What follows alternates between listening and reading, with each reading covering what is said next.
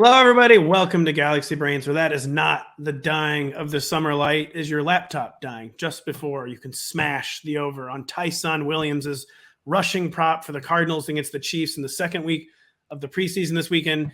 Denny, of course, the bet would have hit, and your house would not have been put into receivership had you been able to place the bet.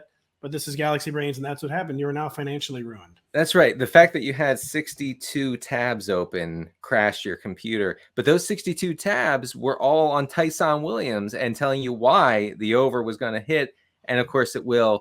And I'm sorry about your house. You had all 62 of his individual game logs open. And, yeah, you would have been a millionaire because someone would have taken that bet because people do books. I know. Books. Take preseason player props all the time, right? Don't they, Denny? Especially on mysterious Arizona Cardinals. That's a thing that happens. Other people besides us know that Tyson Williams is a person in the NFL. That's for sure. They do. Someone who knows a person in the NFL, Denny, is Kyle Shanahan. And to him, there is only one person in the entire National Football League. Yep. The 49ers 53-man roster has been reduced to one player, and that is former number 3 overall quarterback Brock Purdy. Now the unquestioned starter of the 49ers, who, as many people are pointing out, is getting votes of confidence from Kyle Shanahan after like 5 career games, after like 3 years of Trey Lance. And he's on the roster. Right. After they traded, like one of the biggest draft capital trades in recent memory, and all Trey Lance ever got was, he has a number. I mean, he's a quarterback. What do you want me to say? I've heard of him. I pulled up his Wikipedia, and it said he's had like burgundy, or had our colors on it, Right. You know how they do it on Wikipedia. We're going to talk eventually. He goes on for 10 minutes about how players are stylized on Wikipedia, and then starts admonishing people in the crowd for not donating to Wikipedia. But anyways, Denny, Kyle Shanahan, really, really into Brock Purdy, and tell us about his most recent quotes and what they might mean. So, he was asked, by the Niners beat writers, hey, Kyle, what would it take for Brock Purdy to lose the starting job, the week 1 starting job? Of course, Purdy coming back from a severe elbow injury. There was lots of questions about whether he would be ready for week 1. And Shanahan dismissed it all. And he said, Darnold could play well. Trey Lance, I guess, conceivably could play well at some point. He didn't say that. No, he didn't. No, of course he didn't. But he said that Brock Purdy would, quote, have to melt in practice in order to lose the job. Now, I don't really know. Was he talking about the heat? Okay, I that's one thing that came to mind. Is he actually talking about melting down as in having a catastrophic practice? Because here's the thing, Pat, is that I read on the internet last week that Brock Purdy threw not 1, not 2, not 3, but 4 interceptions against the Raiders in a scrimmage, in a practice. So if that's not melting, what constitutes melting, Pat? I don't know. And I also just think, though, just beyond like the figurative, where he can like kind of move these goalposts, I feel like he might regret the nomenclature for literal purposes. Yeah. With our changing climate, I mean, who knows? He might just one day actually melt into a puddle of Gatorade Zero at 49ers practice. And then finally, 12, get 12 in here. Is that Trey Lance's number? And Purdy finally melted. Get Lance in here. Get him some reps. And then he immediately throws a pick, of course. And wipe this up. Very, very dark. By the way. It is very dark, and good luck to the climate. But it is amazing how committed Kyle Shanahan is to Brock Purdy, who has 5, like you said, 5 good games, threw a lot of balls that should have been intercepted last year. Was the last pick in the 2021 draft or 2022 draft. It's just very curious how committed he is. We'll see if it pays off.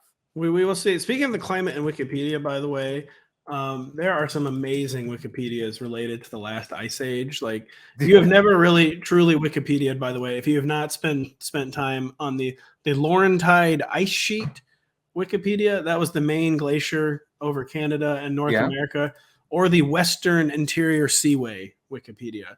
That was the inland ocean that used to cut through the United States, connecting the Arctic Ocean to the Gulf of Mexico. Didn't Well, if you love ice sheets so much, why don't you marry one? It's true. So someone said I could marry Wikipedia. By the way, you could. You are the foremost expert in Wikipedia. I am the foremost expert in Wikipedia. We are the foremost experts in America, Denny. And so first off, we used to be a country. It goes without saying that we used to be a country. and that we are now no longer a country. And I just don't know if you've heard, we have a constitutional crisis going in the United States of America. Ask people in New York City, ask people in Washington, D.C., ask people in Fulton County, Georgia. There's something very grave going on right now that everyone is talking about, and that is, of course, new Lions backup quarterback Teddy Bridgewater wearing number 50. It's all anybody can talk about, and for good reason. We used to have standards. We used to have rules. We used to have laws in this country.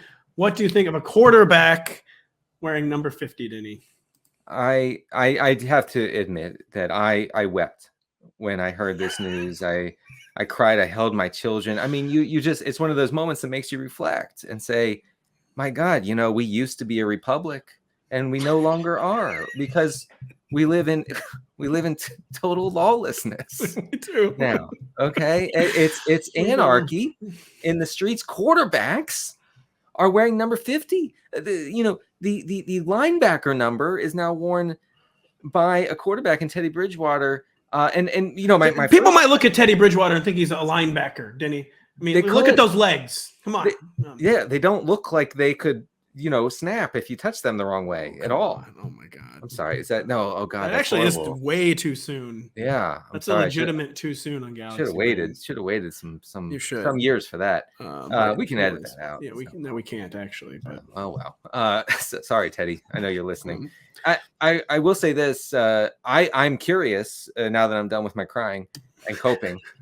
I'm curious to know where the 2024 presidential candidates will come down on this issue of quarterbacks wearing number 50, because honestly, Pat, that will determine my vote. I am a single issue voter, and it's just keeping quarterbacks from wearing the number 50. Honestly, let me take you back to 1864. There was the National Union ticket, a unity ticket between Abraham Lincoln and Andrew Johnson. Don't ask how that turned out. Andrew Johnson could have probably been a better friend of the Union, but there was a national unity ticket. They almost swept the states that remained part of the Union that were allowed to vote in that election. I just think that if something similar happens in 2024, a national union ticket going against quarterbacks wearing number 50, we could return to bipartisanship in this country. And we could be able to talk to our neighbors again. While it seems like the end of our republic, it could actually be the beginning of a new united republic, because I think we can all agree that this is egregious and this cannot stand.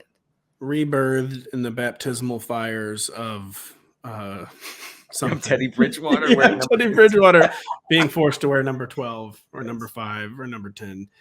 Danny, we're going to stick with jerseys, because that's all there's to talk about this time of year. There's not people practicing or games being played or depth charts being sorted.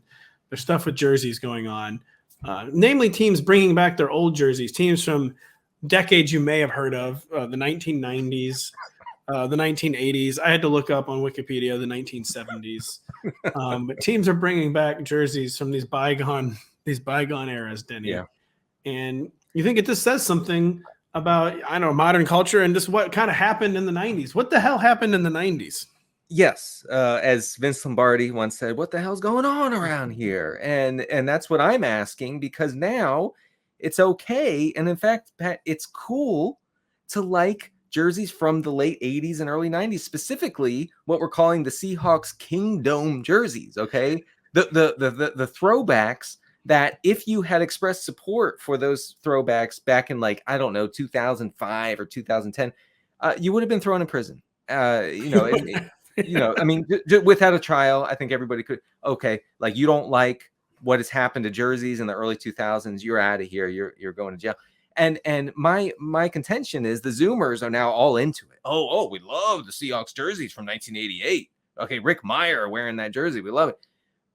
I've loved them all along, but I've been silenced and censored over that love, and now I'm upset. Well, I just say we use as a joke all the time. We like to say curious. It is genuinely curious that every time a team brings back a throwback uniform, the entire fan base from Boomer to Zoomers is like, "Oh, these are obviously better than the current uniforms." Wow. These are a lot better. What were we doing there? What were we thinking there? And that seems like a problem where maybe graphic design was not the 90s passion. And some of these uniforms, we do need we need a cleansing. We need a reset. Everybody got ugly in the early 2000s. Okay. Everybody. Okay, the Eagles went from their beautiful Kelly green to like, I don't know, like a gorilla forest green. I know that like it was like the Eagles, like Jeffrey Lurie is like, get me the darkest green that exists. Yeah. And everyone's like, this is the least appealing color there is. But we'll wear them in our jerseys for 20 years.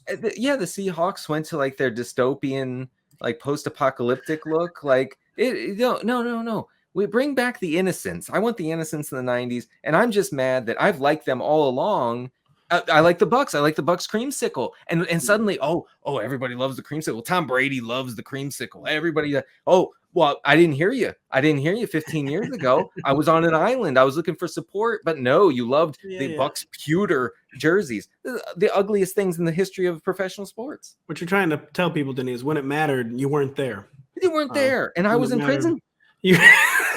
Denny was in prison in a supermax penitentiary in Colorado, withering away.